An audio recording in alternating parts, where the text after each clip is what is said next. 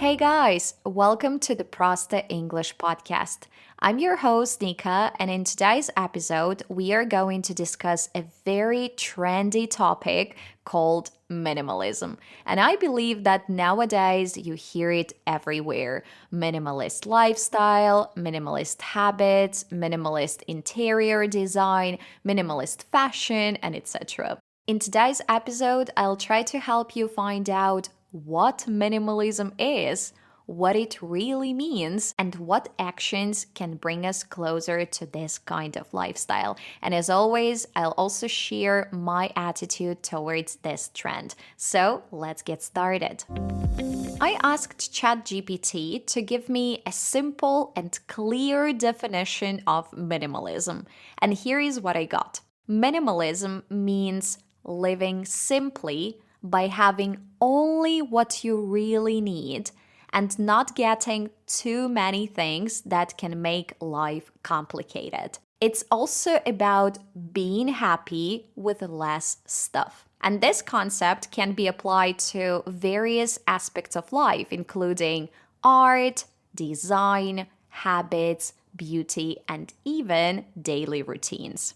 All right, it's clear now. So, minimalism is about keeping in your life only those things that you really need and clearing out everything that simply takes space and doesn't add value. Okay, then let's have a look at minimalism from three different aspects. So, the first one is going to be clothing, the second one, digital space, and the third one, home. And let's start with clothing. The first step you need to take when discussing minimalism in clothing is sorting your wardrobe. You should look through all your clothes you have and divide them into three categories: those that you like and wear, those that you don't wear at all, and those that you don't wear but believe you will start wearing one day. Those clothes that you like, you can keep in your wardrobe. Just organize them in a nice way so that when you open your wardrobe, you can immediately see what you have. The second category of clothes is those that we haven't worn for some time. They might be old, not stylish anymore, or you might not feel comfortable in them. In this case, don't be afraid to get rid of them. You can, for example, sell clothes on Vinted or any other platform, like, killing two birds with one stone, earning some money, decluttering your space, and also giving your clothes the second life. You can also ask your friends or followers on Instagram if they need anything or they like something from what you have. You can also donate those clothes to charity and help people in need. Or you can bring them to H&M for recycling and get a discount for your next purchases.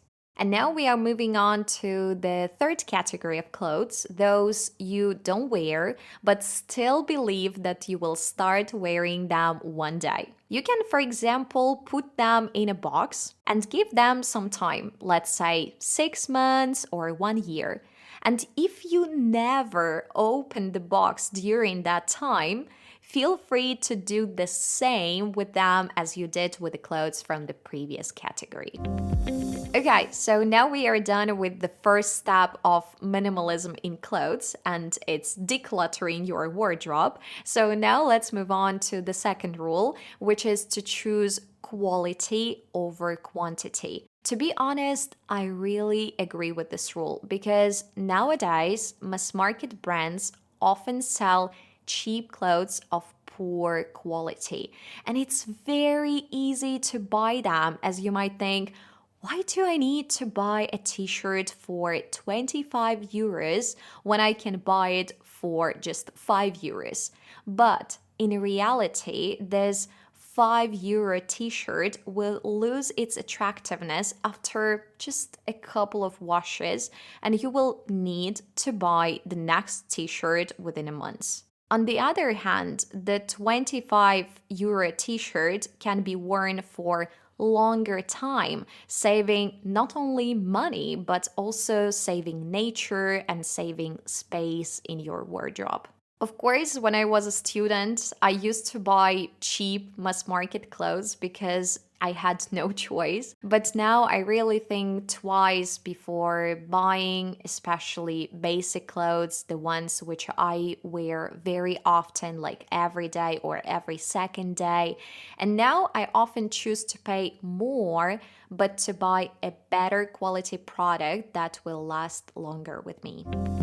Now, let's dive into another aspect of minimalism, which is connected to the digital world. To be honest, I'm not very good at this point. For example, I currently have over 56,000 photos and videos on my phone. And according to the principles of minimalism, I can easily delete at least half of them, such as like repeated photos, unsuccessful photos, and videos, for example, that hold no value to me. And it would be also great to delete useless apps and clear some chats and unfollow some channels or blogs on social media that simply take my time and take my energy. Yeah, this principle, this activity really sounds amazing, but for me personally, it's very difficult to find time for it. So I think I need to find a couple of hours for this activity, for deleting photos and videos,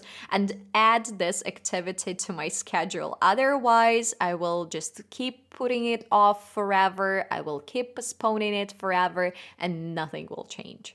From my experience, I know that the best time for me to clear out my phone is when I'm on the plane, for example, returning from a trip. I'm usually without internet and I have not much to do, so I start looking through the photos from the trip and I immediately delete the ones that I don't like. Speaking of videos from our travels, my husband has an amazing tradition that I would like to share with you guys. While many people nowadays record videos in a vertical format because they are recording for social media stories, for reels, for TikTok, my husband records all our trips in a horizontal format. And when we return home, he creates from all those short videos a long video.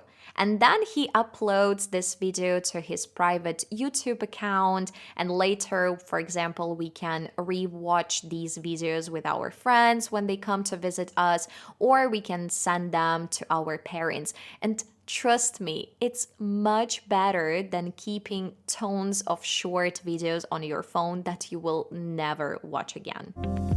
Okay, so the next point that minimalists suggest is to minimize the amount of paper you use. For example, switch from regular notebooks to note-taking apps on your phone. Or, let's say, substitute physical books with ebooks. In my case, I use notes on my phone every single day. I plan my day there. I also write down potential business ideas that come to my mind, also content plan for my stories, and I make there my shopping lists. However, I still cannot imagine my life without physical notebooks because I simply love this act of handwriting.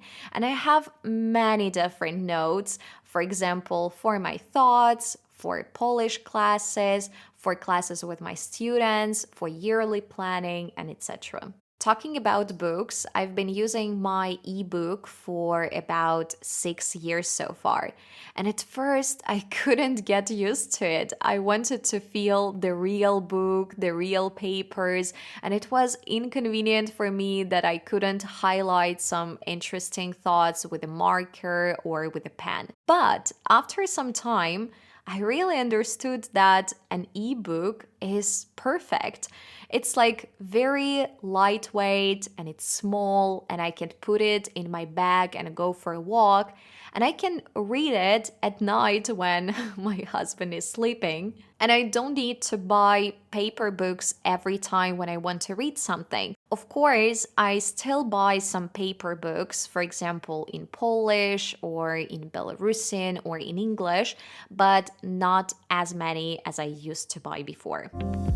The third aspect of minimalism that I want to discuss today is home. I believe that you all have seen pictures of minimalist apartments where surfaces like tables and shelves are free from unnecessary items. And in such homes, you won't find a cluttered shelf, let's say with many different pictures or many different magazines, books, statues, and photo albums. Usually, there is really limited amount of items that you can see. But to be honest, for me, such homes look attractive only in the pictures.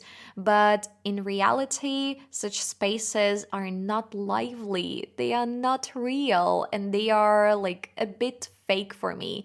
I don't say that the space should be cramped and should be full of stuff, but it looks cozy when, for example, on the couch you have many different pillows, when you have many different books on the shelves, or some statues from traveling.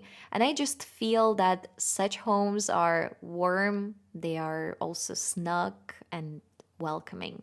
But the aspect of minimalism that I do appreciate is organizing storage. Sometimes when I open my shelves in the kitchen, in the bathroom, in the living room, I can find many items there that I don't need and that I don't use. In English, we can call it junk or clutter. And it's a great idea to declutter the shelves and to get rid of the things that you don't need. And it makes it easier and quicker to find things when you really need them. And in general, it helps maintain an organized space. I remember a few months ago, my husband and I cleaned out some closed shelves in our current apartment, the one that we are currently renting. And it's funny, but we immediately felt that our home had become more spacious and cleaner. To tell the truth, I believe that real minimalism is something from a fairy tale or maybe something from the world of perfect people. And it's a lifestyle where you have only useful things in your home, and it's when you plan your purchases in advance and you never buy unnecessary items and you keep everything clean and organized.